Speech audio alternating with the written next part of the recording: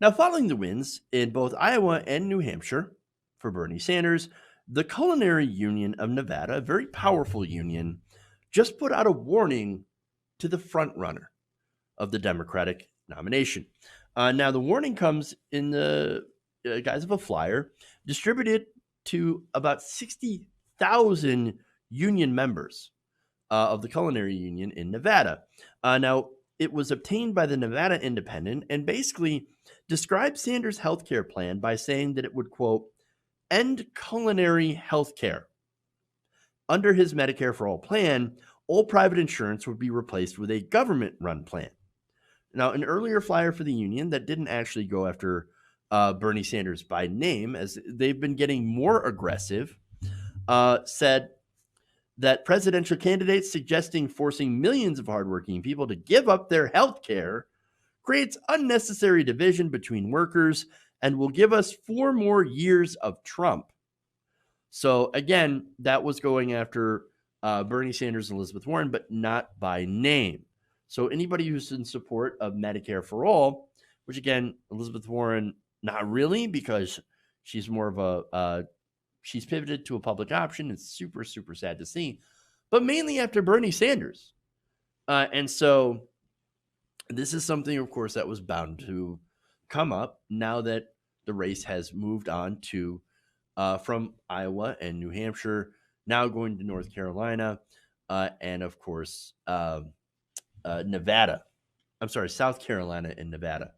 So now, okay, what's interesting about this is that here you have the best labor candidate in Bernie Sanders, who's always been a friend to labor unions and groups, right, that represent workers, now, being attacked by a union for one of his policies.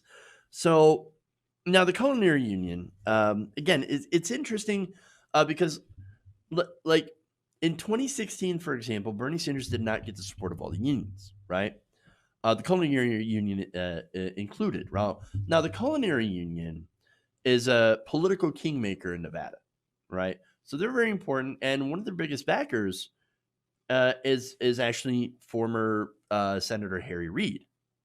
So Harry Reid is not a fan of Bernie Sanders, not in the very least, and so it doesn't surprise me that a lot of the union leadership around Harry Reid are against Bernie Sanders. Now, this doesn't say anything about the rank and file. In fact, we don't necessarily know how the rank and file feel about this and feel about Medicare for All. But I can tell that at least the union leaders in Nevada are hugely against Bernie Sanders and especially against Medicare for All. So now, the argument that they make is also interesting. And I say, well, look, we don't want Medicare for All because we already have great insurance. And the argument they use is, well, we fought for that insurance. Now you're just going to have the government go and take it away and then replace it with something better. And look, maybe it wouldn't be better. Maybe it'd actually be the same, because from what I'm seeing, what I'm reading here, is that the Culinary Union members actually have fantastic health care.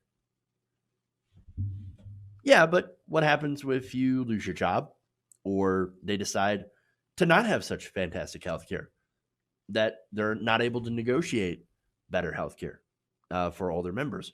Or, God forbid, if they go on strike and then lose their health care. But those are the arguments that generally don't get talked about, don't get discussed when they say, well, we want to save our health care. We want to save our health care. So, but again, I understand why this attack is effective, because they're saying, look, we earned it. We fought for it. Look, if we give this up, then what do we have as an accomplishment? What do we have as something that says that we should that people should join our union? Well, right now, Nevada's right to work. It's a right to work state, which means that people can choose not to support the union if they want, and then still end up getting union benefits. Well, the union's got to say, look, here's what we do for you, right? And healthcare is one of the big things that they can point at. So I can understand that argument. I can understand why it's effective with some people. But at the same time, it's not a good argument. Again, understandable, but it's not a good argument. For one, it is a little bit selfish, right? Sure, you like protect your own health insurance, your generous benefits, but what about anyone else? Ah, screw them. I don't really care. I got mine. And I see this argument from liberals all the time on Twitter that are saying, look, I got health care. Yeah, I don't want to go to a Medicare for all. I don't want to lose my private insurance through my employer. I got mine. Sorry. Medicare for all who want it. And so that sucks. And I hate the fact that there are people like that that are supposedly on our team. But then again, if you're not for Medicare for all, then I guess you're not on my team and you never were on my team. Self-interest, unfortunately, is a pretty big motivator, right? And it is unfortunately effective. Now, a good counter to that is to once again say, like, hey, your benefits are great now, but they're not always going to be. If you lose your job, your contract gets renegotiated, your company shuts down, or you want to go on strike, you and your family, they're going to lose their insurance benefits. So what then, right? Under Medicare for all, you will never, ever lose your coverage. No matter what, you will always have health insurance. And it will always be high quality, free at the point of service. Another argument is that instead of offering health insurance to the company, thanks to the efforts of the union, shift the focus on getting other concessions from the company and use that to prove that your union is useful, that it's doing something, for example, higher wages. In fact, Bernie Sanders has already addressed this, right? Back in August, he made a slight change to Medicare for all, his proposed legislation that would allow unions to renegotiate contracts under the supervision of the National Labor Relations Board. Now, under this, unions would still be able to negotiate for and provide wraparound services and other coverage not duplicative of the benefits established under Medicare for all.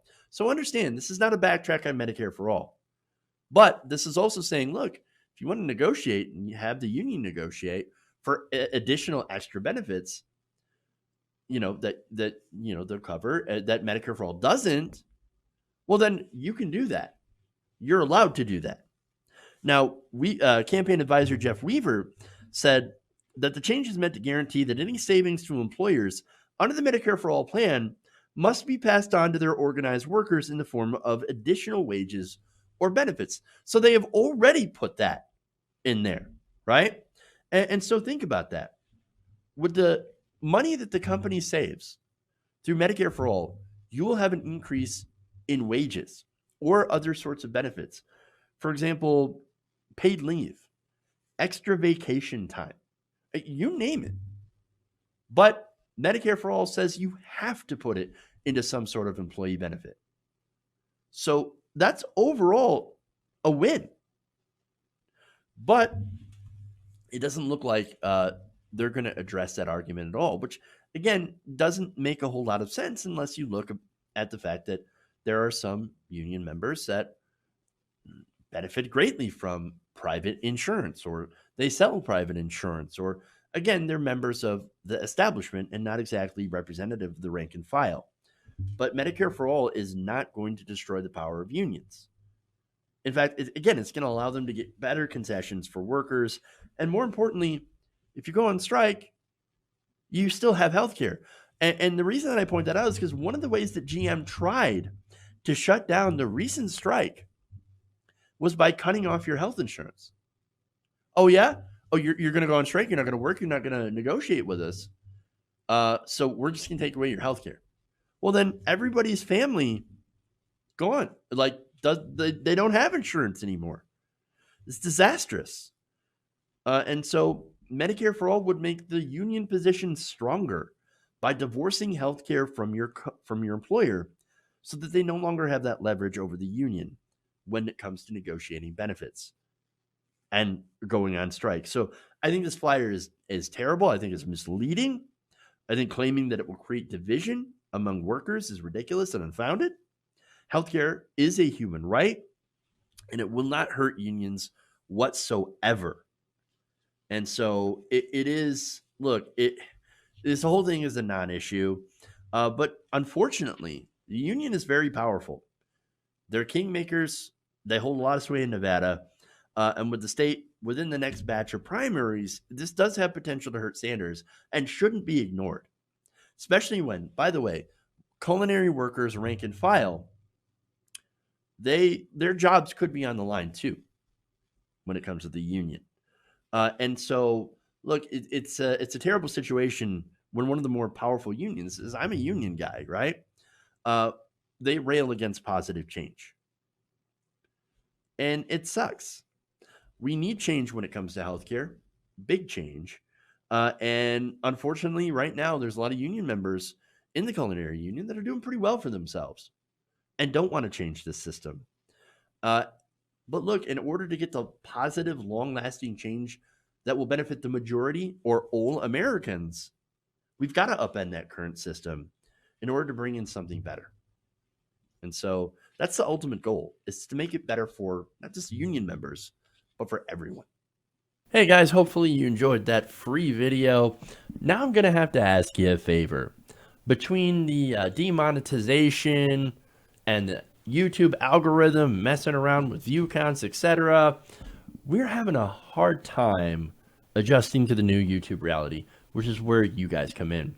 See, we have a Patreon, patreon.com/TYTNation, set up to help us rely on you guys, the viewers, instead of big corporate ads. Look, you know the show. You know I'm not in favor of big corporations anyway. So help us transition away from relying on the ad model to pay the bills and sign up to be a patron, patreon.com/TYTNation. That goes a long way to help us keep the lights on. And you guys will know that you're supporting independent progressive media.